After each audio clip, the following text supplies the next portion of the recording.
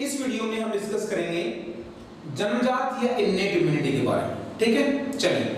तो यहाँ हमने लास्ट लेक्चर में जो है प्रतिरक्षा की बात करी थी, फिर उसमें हमने देखा था कि जन्मजात जो है वो क्या होती है, अर्जित क्या होती है, उनके बारे में हमने हल्का सा एक देखा था, उनके लक्षण, उनका जो बेसिक जो उनका जो था नाम, उसके पीछे के कारणों की बात करी थी। यहाँ हम जन्मजात की बात कर रहे हैं। जन्मजात इम्यूनिटी जो थी ये थी, इसको साथ साथ में हमने जन्मजात के साथ साथ में इसके हमने कुछ और नाम भी रखे थे। कुछ और नाम क्या रखे थे उसमें हमने इसको कहा था विशिष्ट, सॉरी ये है अविशिष्ट, या हम इसको गैर विशिष्ट भी कहेंगे। ठीक है, उसके साथ साथ में हमने इसको और क्या कहा था, आनुवंशिक। ठीक है, तो ये हमने कुछ शब्द रखे थे यहाँ पर इनके बारे में, और इन्नेट इम्यूनिटी के साथ साथ में यहाँ पर ये जो है जन्मजात जन्म के साथ उपस्थित है, साथ में अविशिष्ट है, सभी के विरुद्ध एक तरीके से कार्य कर रही है, साथ में आनुवंशिक है, मतलब कि ये जो है वो एक पीढ़ी से अगली पीढ़ी में ट्रांसमिट होती है, स्थानांतरित होती है। अब यहाँ पर हम इसकी परिभाषा की बात करते हैं। देखिए ऐसा होता है कि दरअसल जो अर्जित प्रतिरक्षा है वो जन्म के बाद आई है, ठीक है, और जो जन्मजात है वो जन्म से पहले उत्पन्न हो गई थी। तो यहाँ पर क्या होता है कि इन दोनों में आपको एक छोटा सा डिफरेंस ये रखना है, ध्यान रखेंगे कि दरअसल जो अर्जित प्रतिरक्षा है एक तरीके से ये मान के चलें कि वो रोग होने के बाद उन रोगों से लड़ने का काम करती है, जबकि जो जन्मजात है वो रोगों को होने से ही रोकती है एक तरीके से। तो ये रोगों के विरुद्ध लड़ने की बजाय अधिकतर क्या कार्य करती है, रोगाणुओं के शरीर में प्रवेश को रोकती है। किसको रोकती है, रोगाणुओं के शरीर में प्रवेश को अलग अलग तरीके से रोकती है। इसलिए इसको प्रतिरक्षा को ज्यादातर हम बात करें तो बाधा या अवरोध के रूप में देखा जाता है। किस रूप में देखा जाता है, अवरोध। जैसे कि मान लीजिए कोई जीव है, कोई इंसान है, ये इसका शरीर है, और ये कोई भी हम बात करें तो ये जो है कोई भी अलग अलग रोगाणु है, ठीक है। अब ये जो रोगाणु है इनका शरीर में प्रवेश जो है ये उसको रोकती है। जैसे कि उदाहरण ले लेते हैं हम, ठीक है, इसके उदाहरण में हम सबसे पहले बात करते हैं त्वचा के बारे में। ठीक है, अब त्वचा की मैं बात करूंगा तो त्वचा क्या करती है, त्वचा के अंदर जो है जो अधिचर्म होती है, एपिडर्मिस होती है, उसमें एक सबसे बाहरी परत होती है जिसको हम बोलते हैं स्ट्रैटम कॉर्नियम। वो मृत कोशिकाओं की परत है, और वो क्या करती है, त्वचा के ऊपर रोगाणुओं की वृद्धि को रोकती है, साथ में प्रवेश को रोकती है। तो एक कवच के रूप में कार्य करती है। किसके रूप में, कवच के रूप में कार्य करती है। तो कवच के रूप में कार्य करती है। तो इस तरीके से ये क्या हुआ, एक अवरोध हुआ। क्या हुआ, अवरोध हुआ, जो कि शरीर में प्रवेश को रोकेगा, ना कि रोग होने के पश्चात उससे लड़ेगा। तो ध्यान रखेंगे इस चीज को कि जन्मजात या जो इन्नेट इम्यूनिटी है ये एक तरीके से क्या है, अवरोध है, जो विभिन्न प्रकार के अवरोध हैं, और इसीलिए इनको विभिन्न अवरोधों के रूप में ही जो है वो बांटा गया है। बात समझ में आ रही, ठीक है। तो दोबारा बता दूं मैं आपको, ध्यान देंगे इस चीज को कि जो जन्मजात प्रतिरक्षा है ये रोगों को होने से पहले रोक लेती है, होने से ही पहले रोगाणुओं को रोकने का कार्य करती है अधिकतर तौर पे। बात समझ में आ रही, ठीक है। चलिए उसके बाद में अब हम देखते हैं आगे इसके प्रकारों के बारे में। इसमें सबसे पहले जो आता है वो आता है भौतिक अवरोध। क्या आते हैं, भौतिक अवरोध। भौतिक अवरोध की बात करूंगा तो भौतिक अवरोध जो है वो फिजिकल बैरियर्स हैं, मतलब ये भौतिक और बाहरी तौर पर जो है रोगाणुओं के प्रवेश को ही रोक देंगे। क्या करेंगे, रोगाणुओं के प्रवेश को ही रोकेंगे भौतिक रूप से। इसको संरचनात्मक और यांत्रिक भी कहा जा रहा है। संरचनात्मक में क्योंकि उसमें जनरल सामान्य तौर पर त्वचा या श्लेष्म झिल्ली वगैरह आते हैं जिनको हम एनाटॉमी में जो रखते हैं, और एनाटॉमी जो है संरचना या हम बात करें स्ट्रक्चरल को, या फिर हम बात करें संरचना के अध्ययन को कहा जाता है। इसलिए यहाँ पर संरचनात्मक या फिर हम बात करें तो यांत्रिक अवरोध है, जो यांत्रिक तौर से बाहर से आने वाले रोगाणुओं को सीधे तौर पर रोकती है। इसमें सबसे पहला जो उदाहरण है वो है त्वचा या स्किन। तो देखिए ये यहाँ पर एक डायग्राम है स्किन का, आप जो देख रहे हैं, ठीक है। इसमें हम अगर देखें तो ये जो है इसके अंदर इतना भाग जो है ऊपरी, ये भाग है अधिचर्म। क्या है,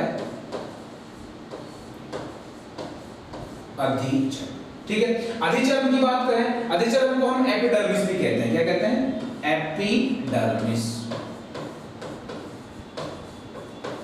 बात समझ में, इसको हम एपिडर्मिस भी कहते हैं। तो यहाँ पर इतना जो भाग है और उसके नीचे वाला जो भाग है सारा का सारा, इसको कहा जाता है डर्मिस या चर्म। क्या कहा जाता है, डर्मिस ठीक है। अब ये जो भाग है डर्मिस वाला, ठीक है, ये नीचे वाला भाग है, इस भाग में भी सबसे बाहर ये वाला जितना भाग जो रह गया है, ठीक है, इतना यहाँ पर आप देख रहे होंगे कि ये भाग में इन कोशिकाओं के अंदर देखिए यहाँ पर इनकी कोशिकाओं के अंदर केंद्रक है, इन कोशिकाओं के अंदर केंद्रक नहीं पाया जाता है क्योंकि ये मृत कोशिकाएं होती है। कैसी होती है? मृत कोशिकाएं होती है। साथ में ये क्रेटिनीकृत उपकला भी होती है। कैसी होती है? क्रेटिनीकृत, जिसमें क्रेटिन प्रोटीन का हम बात करें तो जमा होता है, जिससे कोशिका मृत हो जाती है, जिसकी वजह से कोशिकाएं आपस में टाइल, ये हम बात करें तो शल की उपकला है एक तरीके की, ठीक है। और ये मृत होने के साथ देखिए डेड सेल से बनी हुई, क्योंकि मैंने बताया आपको केंद्रक नहीं डेड है दिखाई देगी, साथ में ये यहाँ से हटती भी रहती है ऊपर से, ठीक है। तो इसकी वजह से रोगाणुओं के प्रवेश को कम करती है, रोगाणुओं को जमने से रोकती है, बात समझ आई? ये टाइम टाइम से यहाँ से हटती रहती है और रोगाणुओं का प्रवेश और उनकी विकास वृद्धि को भी कम करती है। यह है स्ट्रेटम कॉर्नियम। बस हमें स्ट्रेटम कॉर्नियम जो है ये मृत कोशिकाओं की एक परत है जो हमारे त्वचा में सबसे बाहर पाई जाती है। तो ये क्या हुआ? ये हुआ एक भौतिक या यांत्रिक या संरचनात्मक अवरोध जो रोगाणुओं के प्रवेश को रोकेगा, ये प्रवेश होने से रोकेगा। बात समझ में आई? ये प्रवेश होने से उसको रोक देगा ताकि रोगाणु जो है नीचे प्रवेश इन उत्तकों पे, ये बाहरी मृत कोशिकाओं की परत है, ये जीवित कोशिकाएं हैं यहाँ पे, तो इनकी वजह से क्या होता है जो रोगाणु होते हैं वो जीवित कोशिकाओं के संपर्क में नहीं आ पाते और इसकी वजह से संक्रमण भी नहीं होता। बात समझ आ रही है? ठीक है, चलिए इसके बाद में अगले में हम देखते हैं वो नेक्स्ट जो है उसमें हम डिस्कस करेंगे। तो उसमें हम देखेंगे श्लेष्मा झिल्ली या म्यूकस मेम्ब्रेन। श्लेष्मा की हम बात करें, श्लेष्मा झिल्ली जो है ये म्यूकस मेम्ब्रेन जो है ये सामान्यतः रोगाणुओं को स्थिर करती है या रोक लेती है, स्थिर करती है और रोकती है। क्यों? क्योंकि ये एक चिपचिपा पदार्थ है। कैसा है? चिपचिपा पदार्थ होता है। म्यूकस हम की बात करें तो एक चिपचिपा पदार्थ होता है जो रोगाणु इसके ऊपर चिपक जाते हैं। बस समझ गई? ठीक है। यहाँ पर हम अगर बात करें तो इसके अंदर बेसिकली जो इसके उदाहरण में हम देखें तो श्वसन मार्ग की बात करते हैं। श्वसन मार्ग में हम एक डायग्राम की बात करें तो यहाँ पर जो है वो ये एक श्वसन मार्ग का एक डायग्राम है। इसमें क्या है देखिए, श्वसन मार्ग का डायग्राम में यहाँ पे देखेंगे तो ये जो है ये आभासी हम बात करें तो स्तंभाकार जो है एक पक्षमार्गीय उपकला है जो यहाँ पर ट्रैकिया में पाई जाती है। ये ट्रैकिया है, ठीक है, ये क्या है? ट्रैकिया है, इसकी ये उपकला है। यहाँ पर ये सीलिया पाए जा रहे हैं इस तरीके से, पक्षमार्ग जिनको आप कहते हैं। इनमें क्या होता है? ये सीलिया जो है वो काइनोसिलिया में गति होती है। साथ में यहाँ पर जो हम बात करें तो म्यूकस जो है उसका स्त्रावण होता है। यहाँ पर हम बात करें तो श्लेष्मा का स्त्रावण होता है म्यूकस का। ये जो श्लेष्मा है इसमें ये जैसे रोगाणु आप देख रहे हैं कि ये इसकी जो गति कर रहा है ये जो है म्यूकस में चिपक जाता है और साथ में जब इनमें गति होती है सीलिया में ऊपर की तरफ, ये है नीचे से ऊपर की तरफ गति होती है तो बाहर जो है वो बलगम के साथ में ये बाहर आ जाए। इसलिए आपने जो बलगम निकलता है जिसमें अपन सुबह ऐसे करके जो करते हैं या बुजुर्ग लोग जो पूरे कॉलोनी को जगा देते हैं वहां पर इसमें बलगम उसमें डस्ट पार्टिकल या बात करें धूल के कण और बात करें तो जो पोल्यूशन जो होता है प्रदूषण जो होता है उससे जो कण जाते हैं वो रोगाणु वगैरह जो है वो सब बाहर आ जाते हैं। तो वो नीचे आने की वजह कहां जाते हैं? बाहर आ जाते हैं। तो ये भी क्या करते हैं तरीके से रोगाणुओं के प्रवेश को रोकती है। ऐसी झिल्ली जो है जीआईटी हमारे आंत वगैरह में या फिर बात करें आहार नाल में पाई जाती है, हालांकि सीलिया सब जगह नहीं होते हैं, ठीक है। उसके अलावा मूत्रजनन मार्ग है वहां पर भी इस प्रकार की जो है श्लेष्म झिल्ली पाई जाती है जो कि रोगाणुओं के वृद्धि को रोकती है, प्रवेश को रोकती है। क्योंकि बात देखिए तो देखिए जो रोग होता है वो ऊतक स्तर पर हो रहा है, कोशिकाओं के स्तर पर हो रहा है। यहाँ पर ये प्रवेश अंदर शरीर के अंदर जैसे हवा अंदर गई, हवा के साथ में बहुत सारे वायरस बैक्टीरिया वगैरह चले गए तो शरीर में तो प्रवेश कर गए लेकिन वो ऊतकों के संपर्क में नहीं आए। अभी वो एक खाली जगह में है जहाँ पर वायु आई है, वायु जैसे आई है वायु से बाहर भी जाएगी परंतु उसकी दीवारों पे वो चिपक सकते हैं और उनको बाहर निकालने का काम कर रही है श्लेष्मा। बात समझ आ रही है नहीं आ रही? ठीक है, चलिए तो ये बात हुई यहाँ पर श्लेष्मा झिल्ली के बारे में। उसके बाद में अगला जो आता है नेक्स्ट पॉइंट जो आएगा वो आता है कार्यकीय अवरोध, फिजियोलॉजिकल बैरियर्स। ठीक है, अब फिजियोलॉजिकल बैरियर्स में क्या होगा? किसी न किसी प्रकार के कार्य या लक्षण, ठीक है, या स्त्रावण, ये 3-4 चीजें हैं जो मिलकर कार्य की अवरोध उत्पन्न करती हैं। बात समझ में आ रही? जो मिलकर कार्य की अवरोध उत्पन्न करेंगी, ठीक है। उनमें क्या क्या आते हैं देखिए, इसमें क्या क्या आता है उसकी बात हम करेंगे। अवरोध है तो ऑब्वियसली काम तो वो एक ही करेगा, क्या करेगा कि वो शरीर में रोगाणुओं के प्रवेश को रोकेगा। देखिए इसमें आएगा सबसे पहले तापमान, शरीर का तापमान जो है वो भी जब मान लो फीवर आता है, फीवर को अलग हम थोड़ा बाद में पढ़ेंगे, ठीक है।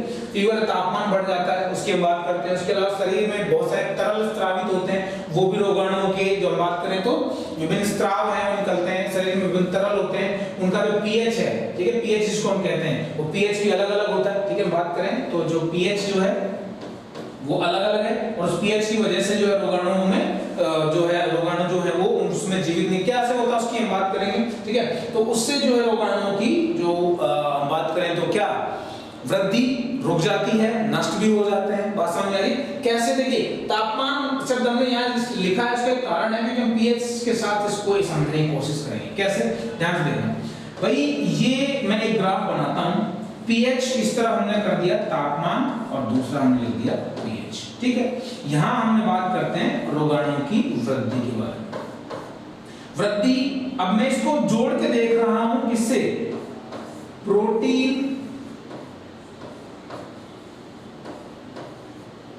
एक्टिविटी। बात समझे? प्रोटीन एक्टिविटी की हम बात करेंगे। अब प्रोटीन एनर्जी एक्टिविटी की हम बात करेंगे। प्रोटीन एक्टिविटी जो है बेसिकली ये क्या है, कैसे होगा, सुनना ध्यान से। ज्यादातर प्रोटीन, इसको मैंने वृद्धि से कैसे जोड़ूं, ध्यान सुनना। प्रोटीन जो है वो एक ऐसा जो बात करें तो एक ऐसा रसायन है जो ताप और पीएच दोनों के साथ एक हाइपर पैराबोलिक ग्राफ बनाता है। मतलब इसकी एक्टिविटी जो है वो एक निर्धारित पीएच या तापमान पर सर्वाधिक होती है, मैक्सिमम। इससे कम या ज्यादा होने पर इसकी एक्टिविटी कम हो जाएगी। बात समझ आई? और उसके अलावा जो ज्यादातर प्रोटीन है या ज्यादातर जो एंजाइम है वो कौन होते हैं नेचर से? प्रोटीन होते हैं। ज्यादातर एंजाइम कौन होते हैं? प्रोटीन। तो अगर ऐसा हो रहा है तो एंजाइम भी क्या होगा? कम तापमान या ज्यादा तापमान पर कम कार्य क्रियाशील रहेंगे, वहीं कम पीएच और ज्यादा पीएच पे भी क्रियाशील कम रहेंगे। बात समझ आ रही है? और एंजाइम अगर कम काम करेंगे पीएच और तापमान पर, तो किसी भी जीव की जो हम बात करें तो बीएमआर है, ठीक है, जो मेटाबॉलिक रेट है, ठीक है, वो घट जाएगी। अगर बीएमआर घट जाएगी, बेसिक मेटाबॉलिक रेट घट जाएगी, बात समझ में आ रही है? तो क्या होगा? रोगाणु की वृद्धि या फिर किसी भी जीव की वृद्धि रुक जाएगी। समझ में आ रही है? तो ये एक यूनिवर्सल सा एक थॉट है जिसको हम यहाँ डिस्कस करेंगे, ठीक है। तो इसमें तापमान और पीएच वगैरह जो है ये भी रोगाणु की वृद्धि को कम करते हैं। कैसे करते हैं वो हमने यहाँ पर देखा। बात समझ में आ रही? बहुत ज्यादा कम अगर पीएच होगा, बहुत कम जब तापमान होगा तो प्रोटीन लगभग इनएक्टिव हो जाएंगे, बहुत ज्यादा होगा तो लगभग डिस्ट्रॉय हो जाएंगे, नष्ट हो जाएंगे। बात समझ में आ रही? ठीक है, चलिए उसके बाद में हम यहाँ पर देखें तो बेसिकली यहाँ पर जो ये एक फैक्टर है, इसमें देखें ध्यान से कि इसमें जो अगला है वो है इस उदाहरण में, पहला हमने तापमान की बात करी, कैसे होता है, पीएच की हमने बात करी, ठीक है। उसके बाद में यहाँ पर आता है शरीर के विभिन्न तरल जिनका पीएच होता है। तो पीएच का सबसे पहला उदाहरण हम लेते हैं अमाशय का। किसका लेते हैं? अमाशय का। भाई अमाशय में क्या हम बात करें, देखिए यहाँ पे कि अमाशय का जो पीएच है, ठीक है, ये काफी कम होता है। लगभग हम बात करें तो 1.5 से लेके लगभग 3.5 के आसपास होता है, 3.5। बात समझ में आ रही? ठीक है, ये पीएच है जो ये लगभग 1.5 से लेके और हम बात करें तो लगभग 3.5 के आसपास होता है नॉर्मली, ठीक है। अब ऐसे इतने कम पीएच में रोगाणु जो है मर जाते हैं। जैसे कि यहाँ पर मान लो ये यहाँ है, इसका जो पीएच है 1.5 से लेके 3.5 था।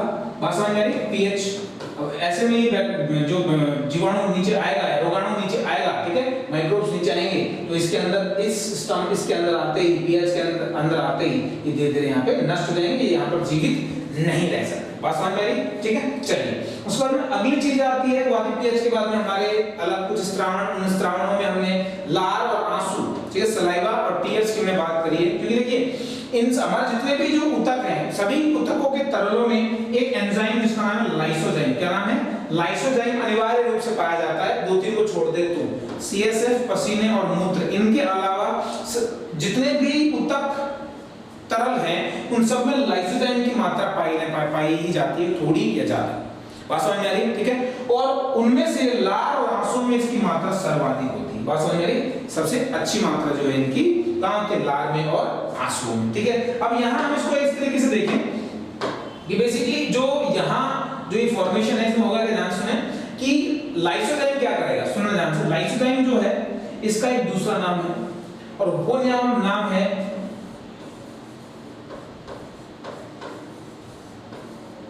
म्यूरामिडेज। क्या नाम है? म्यूरामिडेज। अब देखिए इस नाम से कोरिलेट करेंगे, दूसरा नाम है, पहला लाइसोजाइम, दूसरा है म्यूरामिडेज।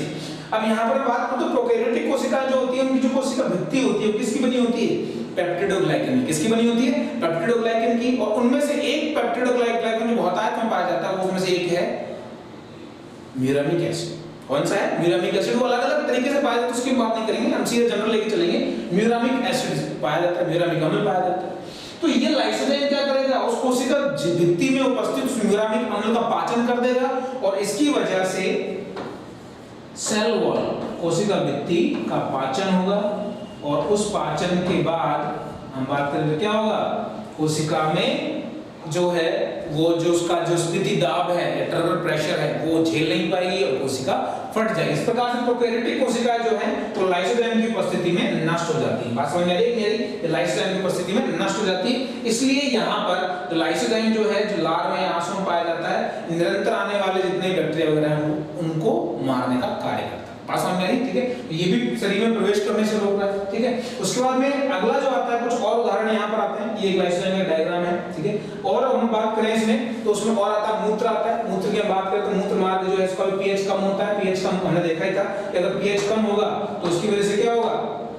कम पीएच की वजह से क्या होगा कि भाई बैक्टीरिया से ग्रोथ रुक जाएगी, साथ में मूत्र बाहर की तरफ आएगा तो बैक्टीरिया जो है वो बाहर आ जाएंगे, अंदर जाने की बजाय ये माइक्रोब या रोगाणु जो है वो बाहर आ जाएंगे। साथ में योनि स्रावण जो वैजाइनल सीक्रेशन है, देखिए हमने जो है रिप्रोडक्शनल चैप्टर में पढ़ा भी था कि जो योनि होती है या वजाइना जो होती है वहां पर कुछ बैक्टीरिया पाए जाते हैं जैसे लैक्टोबैसिलस वगैरह, ये कुछ एसिडिक स्त्रावण करते हैं या अम्लीय स्त्रावण करते हैं। उन अम्लीय स्त्रावणों की वजह से जो रोगाणु हैं वो वहां पर या तो वहां से बाहर चले जाते हैं, साथ में उनकी जो विकास दर है वो भी विकास भी कम हो जाता है। बात समझ में? किसकी वजह से? जो अम्लीय स्त्रावण होते हैं कहां पर? योनि के अंदर। ठीक है, उसके अलावा कुछ और अन्य उदाहरण जैसे पित्त है। ठीक है, पित्त भी जो है रोगाणुओं की वृद्धि को कम करता है। सिरुमेन जिसको कान के अंदर जो मोम बनता है उसको हम सिरुमेन कहते हैं, वो भी रोगाणुओं को रोकने का पकड़ने का काम करता है। सीबम जो है वो जो पसीना जो भी यहाँ रोगाणुओं को त्वचा से हटाने का और वृद्धि उनकी वृद्धि वगैरह कम करने का कार्य करता है। तो ये अलग-अलग दूसरे स्त्रावण है शरीर के जो है क्या कर रहे हैं? वो शरीर में रोगाणुओं के प्रवेश को रोक रहे हैं। बात समझ आ रही? ठीक है, चलिए इसके बाद में आगे हम डिस्कस करेंगे, वो बात करेंगे कोशिकीय अवरोध के बारे में। किसके बारे में बात करेंगे? कोशिकीय अवरोध के बारे में। अभी कोशिकीय अवरोध जो है वो सेलुलर बैरियर है। क्या है? सेलुलर बैरियर है। अभी सेलुलर बैरियर और कोशिकीय अवरोध में क्या होगा कि कोशिकाएं कार्य करेंगी। क्या करेंगी? कोशिकाएं जो है वो कार्य करेंगी और वो एक विशेष रूप से जो है वो रोगाणुओं को नष्ट करने का काम करेंगे। बात समझ आइए? इसमें कोशिकीय अवरोध में सबसे पहले और मेन रूप से जो इंपॉर्टेंट जो रोल है जिस किसी का, उसमें आती है WBC और ल्यूकोसाइट जिनको कहा जाता है। क्या कहा जाता है? ल्यूकोसाइट और WBC जो मुख्य रूप से यहाँ पर बात करें तो कार्य करती हैं। अब यहाँ पर देखिए कोशिकीय बैरियर में WBC के अलावा और कुछ चीजें भी जैसे मैक्रोफेज भी आती हैं, प्राकृतिक मारक कोशिकाएं जिनको नेचुरल किलर सेल्स भी कहते हैं, NK सेल्स। बस मेरी नेचुरल किलर सेल्स इनको यहाँ कहते हैं। ठीक है, उसके अलावा कॉम्प्लीमेंट सिस्टम होता है, इन्फ्लेमेशन होता है, बुखार वगैरह है, ये सब भी विशेष प्रकार की कोशिकाओं के द्वारा किया जाता है। ठीक है, विशेष प्रकार की कोशिकाएं जो है कार्य करती हैं, इसलिए इसको जो है वो हम किसके अंदर रखते हैं? कोशिकीय अवरोध के अंदर, जहां अलग-अलग कोशिकाएं कोई ना कोई ऐसा कार्य करेंगी जिसकी वजह से रोगाणु जो है वो नष्ट होंगे। ठीक है, या हम बात करें तो वो जो है रोग उत्पन्न होने से रोकेंगे। तो इन सब को हम बात करें या रोगाणु की वृद्धि को कम करेंगे या रोग के दौरान शरीर की सहायता करेंगे कि वो रोगों से धीरे-धीरे लड़ सके। समझ में आई बात? तो यहाँ पर ये अलग-अलग चीजें हैं। इनमें ल्यूकोसाइट्स आएंगी, सबसे पहले WBC आएंगी, मैक्रोफेज आएंगी, प्राकृतिक मारक कोशिकाएं जो नेचुरल किलर सेल्स हैं, ये भी एक तरीके की अलग WBC है और विशेष प्रकार से बनती है। इसकी बात करेंगे कैसे बनती है। कॉम्प्लीमेंट सिस्टम जो होता है बात हम करें तो वो भी हेल्प करता है। इन्फ्लेमेशन इसको हम शोथ भी कहते हैं। ठीक है, ये भी यहाँ पर हेल्प करता है। उसके अलावा बुखार है, ये भी हेल्प करता है। बुखार को आप रेट करके देखेंगे किससे हम याद करें आपको, हमने ग्राफ देखा था और वहां इसलिए हमने तापमान की बात करी थी। ग्राफ में क्या होता है, जब शरीर का तापमान बढ़ जाता है तो उसकी वजह से वृद्धि जो है रोगाणुओं की वो कम हो जाती है, क्योंकि अधिक तापमान पर जो प्रोटीन या मतलब एंजाइम है उनकी कार्य करने की क्षमता घटने लगती है। ठीक है, चलिए अब हम इसमें सबसे पहले डिस्कस करते हैं पहले वाले पार्ट के बारे में, उसमें आएंगे ल्यूकोसाइट और WBC। अब देखिए ये कोशिकाएं जो है, कोशिका जो WBC वगैरह है किस प्रकार से प्रतिरक्षा प्रदान करती है, ध्यान सुनिए। दरअसल ये ले दे के जितनी भी WBC हम डिस्कस करेंगे, ठीक है, मानव कोशिकाओं को छोड़कर, ठीक है, इनको छोड़कर हम जितनी भी कोशिकाएं डिस्कस करेंगे WBC जो होंगी वो ले दे के एक काम करेंगे, वो क्या करेंगी, कोशिका भक्षण, फैगोसाइटोसिस, क्या करेंगी, ये दिमाग में डालना है। चाहे उसमें हम बात करें न्यूट्रोफिल्स की बात करेंगे तो वो फैगोसाइटोसिस कर रही है, ठीक है, उसके अलावा हम मोनोसाइट की बात करेंगे तो वो फैगोसाइटोसिस कर रही है। उसके अलावा हम बात करेंगे इसके बारे में जो मैक्रोफेज है, जो भी एक प्रकार की WBC का ही रूपांतरण है, ठीक है, मोनोसाइट का एक रूपांतरण है, वो भी फैगोसाइटोसिस करेगी, कोशिका भक्षण करेगी, जो कि हम बात करें तो रोगाणुओं को, या फिर हम बात करें तो जो संक्रमित कोशिकाएं हैं उनको नष्ट करने का काम करती है, जिससे कि संक्रमण को नियंत्रित किया जा सके, ठीक है। तो यहाँ हम सबसे पहले बात करते हैं ल्यूकोसाइट में, इनमें न्यूट्रोफिल और मोनोसाइट दो कोशिकाएं हैं जो मुख्य रूप से WBC में शामिल है, ठीक है, और जो फैगोसाइटोसिस का कार्य करती हैं। ये मुख्य रूप से क्या करेंगी, ध्यान से सुन लेना इस बात को, क्या करेंगी मुख्य रूप से फैगोसाइटोसिस या कोशिका भक्षण, ये इनका एक मुख्य कार्य है, भक्षण के द्वारा, ठीक है। इसमें न्यूट्रोफिल की बात करें तो न्यूट्रोफिल सबसे ज्यादा पाई जाने वाली एक हम बात करें तो WBC है, जिनकी जो सबसे ज्यादा मात्रा में पाई जाती है। बात समझ में आ रही है? लगभग 80% ये जो है टोटल WBC का लगभग 80% के आसपास ही पाई जाती है। बात समझ में आ रही है? और मोनोसाइट जो है ये सबसे बड़ी WBC, क्या है, सबसे बड़ी WBC। अब यहाँ पर आप ध्यान देंगे सबसे बड़ी WBC है तो क्वेश्चन आता है यहाँ पर अभी बनता है कि सबसे कौन सी कोशिकाएं सबसे ज्यादा फैगोसाइटोसिस करती हैं, तो उसका आंसर हम एक तरीके से देखा जाए तो मोनोसाइट सबसे बड़ी है तो ये करेंगी, परंतु उसका आंसर जाएगा न्यूट्रोफिल। क्यों? क्योंकि इनकी संख्या इतनी ज्यादा है कि अगर पूर्ण रूप से इनको सम्मिलित किया जाए तो सबसे ज्यादा फैगोसाइटोसिस कौन करती हैं, न्यूट्रोफिल्स। तो ये 2 साल पहले नीट के अंदर पूछा गया सवाल है कि कौन सी कोशिकाएं सबसे ज्यादा फैगोसाइटोसिस का कार्य करती है, उसका आंसर आएगा न्यूट्रोफिल। अब न्यूट्रोफिल्स के साथ में नाम जुड़ा हुआ है PMNL, इसका मतलब है पॉलीमॉर्फोन्यूक्लियर ल्यूकोसाइट्स।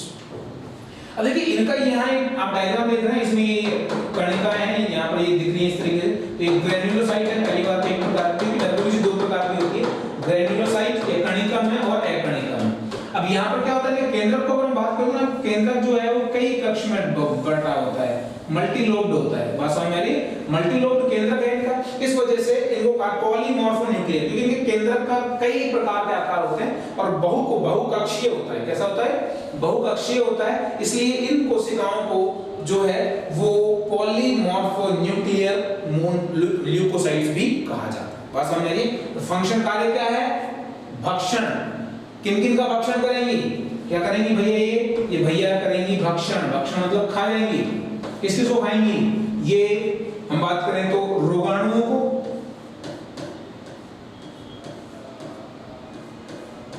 रोगाणु, ठीक है, थोड़ा सा लिखा नहीं जा रहा है, कभी-कभी तकनीक जो है वो काम नहीं करती है, तो हम यहाँ इसमें देखेंगे किन-किन का करेंगी, रोगाणु और साथ में किस-किस का, और संक्रमित कोशिकाएं। क्या? संक्रमित कोशिका, इनका दोनों का भक्षण करेंगी। बात समझ में आ रही है? ठीक है, और जिससे कि संक्रमण को नियंत्रित किया जा सकता है रोग के दौरान, ये कार्य है इनका। उसके बाद में एक इनकी बहन आती है दूसरी, और वो है मोनोसाइट।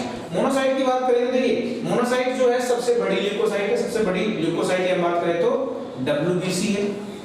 वो वाली जो थी न्यूट्रोफिल को सबसे अधिकतम पाई जाती थी, ये कम पाई जाती है, परंतु ये जो है इनका आकार सबसे बड़ा होता है। ये एक कणिका में है, तो यहाँ इसके कोशिका द्रव्य इनका जो क्लियर है, ठीक है, इनका कोशिका द्रव्य जो द्रव्य है वो स्पष्ट होता है, इसमें कोई कणिकाएं नहीं पाई जाती, ठीक है। साथ में इनका जो बीन के आकार है, किस आकार का? बीन मतलब फली के सेम फली के आकार का एक इनका केंद्रक होता है कुछ इस तरीके से, और ये काफी बड़ी कोशिकाएं होती हैं, ठीक है, और ये कोशिका भक्षण का काम करती है। वैसे ही सेम चीजें कोशिका भक्षण में क्या क्या, कोई रोगाणु, संक्रमित कोशिकाएं और दूसरे विष भी, और जो कुछ जो निकलने वाले विष जो होते हैं, अंतःविष जो होते हैं वगैरह जो होते हैं, उनका भी ये भक्षण करने का काम करते हैं। वास्तव में ये कौन सी ये है मोनोसाइट्स। वास्तव में ठीक है, इनका आकार भी जो एक प्रकार की एमीबॉइड, मतलब इनका आकार जो है बदलता सा रहता है, ठीक है, एमीबॉइड है, ठीक है, और यहाँ पर केंद्र काफी बड़ा है इनका कोशिका, इनका जो केंद्र जो इनका कोशिका द्रव्य क्लियर है, और ये सबसे बड़ी WBC, ये सबसे बड़ी ल्यूकोसाइट है, ठीक है। चलिए इसके बाद एक और आती है, वो आती है अगली मैक्रोफेज। मैक्रोफेज जो है इसके लिए एक शब्द कहा जाता है, इसको कहते हैं दैत्याकार भक्षकाणु, बहुत बड़ी भक्षकाणु कोशिका। क्यों कहा जाता है? वो इसलिए कहा जाता है क्योंकि ये जो है कई सारे मोनोसाइट्स के विभेदन से बनती है, उनका आकार मोनोसाइट से भी बड़ा होता है, इनका आकार मोनोसाइट से भी बड़ा होता है, ठीक है। और मोनोसाइट सामान्य रक्त में होती है, हालांकि और एक और चीज ध्यान रखेंगे, दो चीजें मोनोसाइट से मैक्रोफेज बनने के बीच में काफी चीजें परिवर्तित होती है।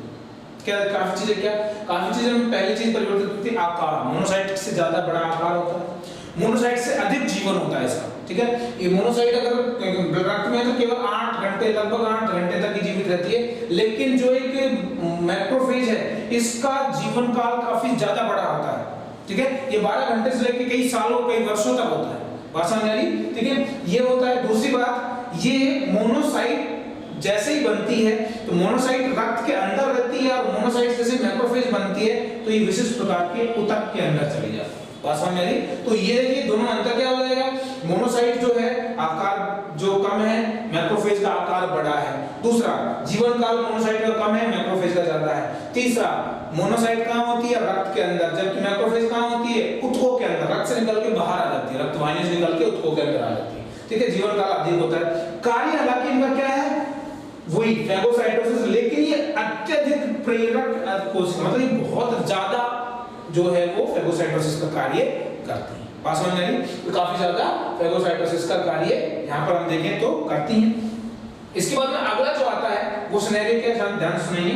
अगले में ये है कि ये कोशिकाएं जो हैं, इनमें कोशिकांग जो हैं वो अधिक होते हैं। अधिक कोशिकांग किससे अधिक, मोनोसाइट से। किससे अधिक हम बात करें तो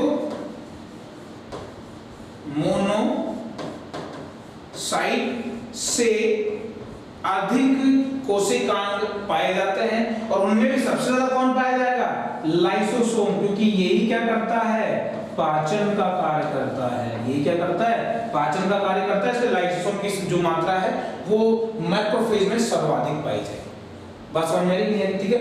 यहाँ आप फैगोसाइटोसिस का प्रोसेस देख सकते हैं कि जैसे मान लीजिए एक बहुत बड़ी मैक्रोफेज है, उसके बाद में ये जो है हम बात करें कोई भी जो रोगाणु के कण थे जो लाल कलर से आए, इनका भक्षण होगा। तो जैसे ही अब जैसे अगर अभी इस अवस्था में इसको देखूं, ठीक है, जैसे कि मान लो इस अवस्था में अगर मैं देखूं तो ये जो अब अंदर है, जब कोशिका के अंदर ये पहुंच चुका है, तो उसके अंदर इस अवस्था को हम बोलेंगे, इसको बोलेंगे फैगोसोम। फैगोसाइटोसिस हो रहा है तो फैगोसोम, मतलब कि मैं इसको बाहर बना रहा हूं डायग्राम को, तो उसमें मान लो ये एक रिक्तिका बनी और उसके अंदर ये रोगाणु आ गए, इसको कहा जाता है फैगोसोम। क्या कहा जाता है,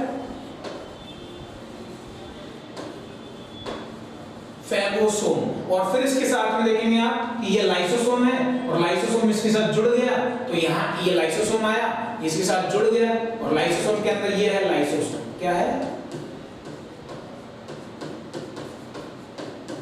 लाइसोसोम। जब ये जुड़ेगा तो उसके बाद में इनका पाचन हो जाएगा और ये छोटे छोटे टुकड़ों में टूट जाएंगे, बात समझ आ रही। तो इस तरीके से पाचन होता है और इस तरीके से जो है रोगाणु को नष्ट कर दिया जाता है, बात समझ आ रही।